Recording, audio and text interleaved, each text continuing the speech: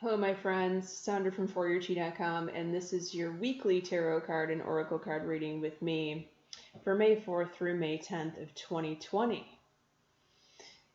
Almost 48 hours after I announced the message of the possible meat shortage, regardless of the inflation situation, I saw on the news that Tyson had to close their meat plant because of the virus.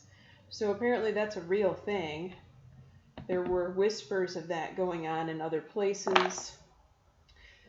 But Tyson's a pretty big deal. We'll have to talk about Tyson another day when I have more time. So before we start the tarot card messages, which are very interesting, and they all go together this week, nice and neat, we got to talk about something.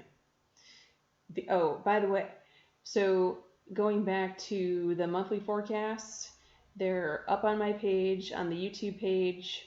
I'll put the links in the description box. Cancer won the free reading, and if you're a Scorpio and you haven't got your monthly reading for May yet, please do, because you guys are manifesting something very significant this month, and you're going to want to pay attention so that you aim your intentions in the right direction, because you don't want to do something by default that could get you in trouble. So Scorpios, check that out. Or if you're Scorpio rising. Okay, so the planets. We need to talk about Venus retrograde. You guys may have heard me talk about it in the past, or you may have heard me say it on Facebook. I'm going to look up the dates right now. Venus retrograde happens approximately every 18 months. And when this happens, ex-lovers may come back into the picture. Now, there are a variety of things that happen during Venus retrograde, much like Mercury retrograde, where you have to watch out for things. The major thing is you need to pay attention to who is new that comes into your life as far as relationship-wise. Because people that get together under a Venus retrograde, you can see life in rose-colored glasses.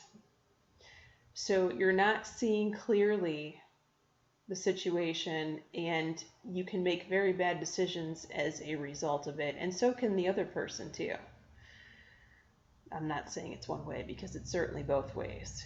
You should never get married under Venus retrograde. That is a very inauspicious omen. The astrologers say if you have picked a wedding date during Venus retrograde, they advise you not to sign the paperwork and to get married on another day and just have a wedding day and celebration, and nobody will know about it except for the preacher who did not sign the marriage certificate. So Venus starts retrograde May 13th. And she goes back direct on June 25th. So May 13th through June 25th. Also, it is advised that you should not make a major purchase or a home renovation or update any wardrobe, cosmetic surgery, because, again, you're looking at things in a different light. And then when Venus goes back direct, you're thinking, oh my God, what was I thinking? So just so you know, and by the way, the Libras always freak out during Venus retrograde. They get depressed, they feel off, they start saying weird things, and they're just generally on the edge and they can't sleep and so forth, and they wonder what's happening to them, what's wrong with them. It's because they're ruled by Venus and they can't help themselves. So if you're Libra, or you have Libra prominent in your chart, rising moon, or maybe you have 3 or 4 planets in Libra, you will feel this major. Okay. First card. Monday, Tuesday, throat chakra. This means speak your mind. Do not hold your tongue. Do not hold back.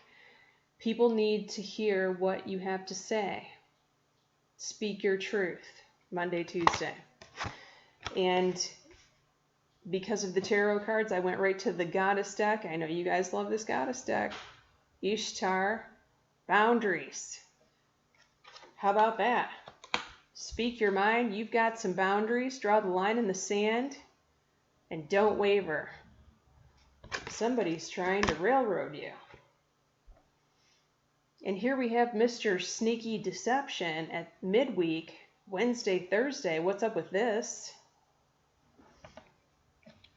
Pay attention to someone that's not telling you the truth, the whole truth, or nothing but the truth.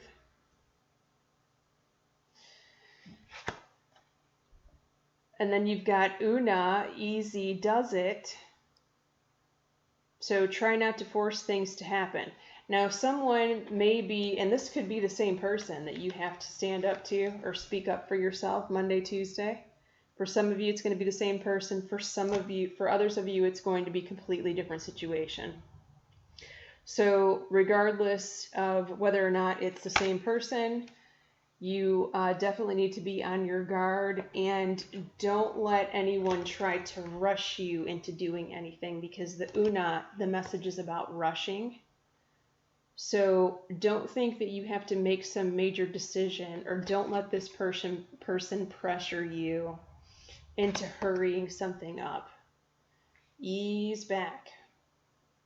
There's nothing that needs to be done right now at the moment that is that big of a deal for you.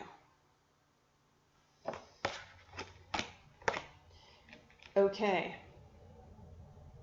And then the card for this weekend is Triumph, the tarot card. And then the oracle card with it is Rhiannon,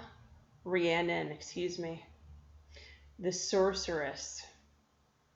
So she's talking about divine abundance manifestation. You are a magical person, it says, who can manifest your clear intentions into reality. Boy, that's a powerful message, isn't it? So when I first pulled this card, it reminded me of a dream I had maybe 12 years ago. It was more than 10, because I remember where we lived at the time. And I was presented with a big stallion, a black stallion. And I got on him to take a ride. And I quickly realized that this horse would turn in the direction that I gave it telepathically. And the same is true as far as the speed. It would slow down when I told it to slow in my mind without any reins. There were no reins. And speed up, turn right, turn left, go straight, turn around, make a U-turn. And I wrote about this, I blogged about it. I had a blog back then on my very first website, which has since been redone, so I don't have it anymore. I might have it somewhere where I used to write articles. I'll have to look for it. But I entitled this dream an article, The Universe Horse, because it reminded me of manifestation and how we bring forth our desires. And when you're riding a horse and it's not doing what you want it to do, if it's going too fast, or if it's going to the left too hard or right too hard, you can't kick it and get it to go another way. Because what happens if you kick it? It's going to get angry. And it's a lot bigger than you. And you could be in danger.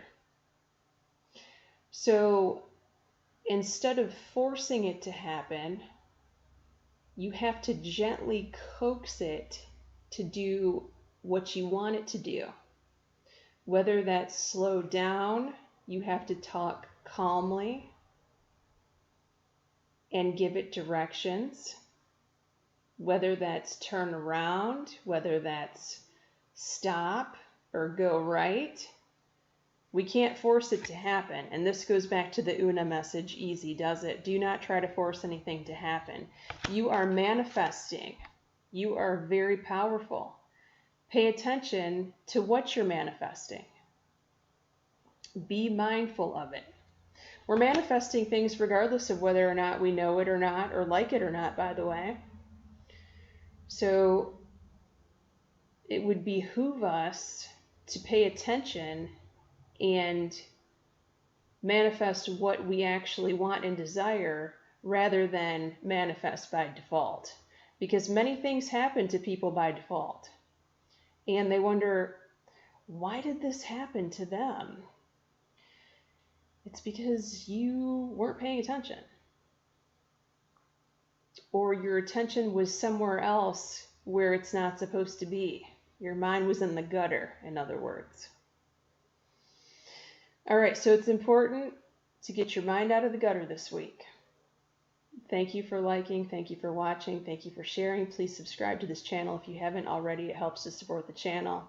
And it gives me a little pat on the back, atta girl, and encourages me to do these videos for you guys.